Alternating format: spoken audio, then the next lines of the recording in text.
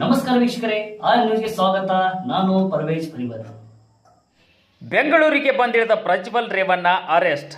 ಅಶ್ಲೀಲ ಪ್ರಕರಣ ಬೆಳಕಿಗೆ ಬರುತ್ತಿದ್ದಂತೆ ದೇಶ ಬಿಟ್ಟು ಹೋಗಿದ್ದ ಹಾಸನದ ಸಂಸದ ಪ್ರಜ್ವಲ್ ರೇವಣ್ಣ ಕಡೆಗೂ ಬೆಂಗಳೂರಿಗೆ ಬಂದಿದ್ದಾರೆ. ಜರ್ಮನಿಯಿಂದ ಬೆಂಗಳೂರಿಗೆ ಕೆಂಪೇಗೌಡ ವಿಮಾನ ನಿಲ್ದಾಣಕ್ಕೆ ಮಧ್ಯರಾತ್ರಿ ಆಗಮಿಸುತ್ತಿದ್ದಂತೆ ಎಸ್ಐಟಿ ಅಧಿಕಾರಿಗಳು ಪ್ರಜ್ವಲ್ ರೇವಣ್ಣನನ್ನು ವಶಕ್ಕೆ ಪಡೆದುಕೊಂಡಿದ್ದಾರೆ. ಇನ್ನು ಕಳೆದ 35 ದಿನಗಳಿಂದ ವಿದೇಶದಲ್ಲಿ ಅಡಗಿ ಕೂತಿದ್ದ ಪ್ರಜ್ವಲ್ ಮೇ 31ಕ್ಕೆ ಎಸ್ಐಟಿ ವಿಚಾರಣೆಗೆ ಹಾಜರಾಗುವುದಾಗಿ ವಿಡಿಯೋ ಬಿಡುಗಡೆ ಮಾಡಿದ್ದರು. ಇದೀಗ ರಾಜ್ಯಕ್ಕೆ ಆಗಮಿಸಿರುವ ಪ್ರಜ್ವಲ್ ಮುಂದಿನ ಕಾನೂನು ಪ್ರಕ್ರಿಯೆಯನ್ನು ಎದುರಿಸಬೇಕಾಗುತ್ತದೆ. ಈಗಾಗಲೇ ಪ್ರಜ್ವಲ್ ರೇವಣ್ಣನ ಮೊಬೈಲ್ ಫೋನ್ ಅನ್ನು ಎಸ್ಐಟಿ ಅಧಿಕಾರಿಗಳು ವಶಕ್ಕೆ ಪಡೆದಿದ್ದು ಇಂದು ರಿಟರ್ನ್ಗೆ ಕಳಿಸಲಿದ್ದಾರೆ. ಆ ಮೂಲಕ ಮೊಬೈಲ್ನಲ್ಲಿ ಡಿಲೀಟ್ ಆಗಿರುವ ಡೇಟಾಗಳನ್ನು ಪಡೆಯಲಿದ್ದಾರೆ.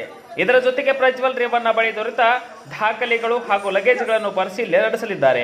ಇನ್ನು ಈಗಾಗಲೇ ಎಸ್ಐಟಿ ಕಚೇರಿಗೆ ಆಗಮಿಸಿರುವ ಎಸ್ಐಟಿ ಅಧಿಕಾರಿಗಳು ಇಲ್ಲಿಂದ ಪ್ರಜ್ವಲ್ ರೇವಣ್ಣ ಅವರನ್ನು ಬೋರಿಂಗ್ ಆಸ್ಪತ್ರೆಗೆ ಕರೆದೊಯ್ದು ಅಲ್ಲಿ ಅವರ ವೈದ್ಯಕೀಯ ತಪಾಸಣೆ ನಡೆಸಲಿದ್ದಾರೆ.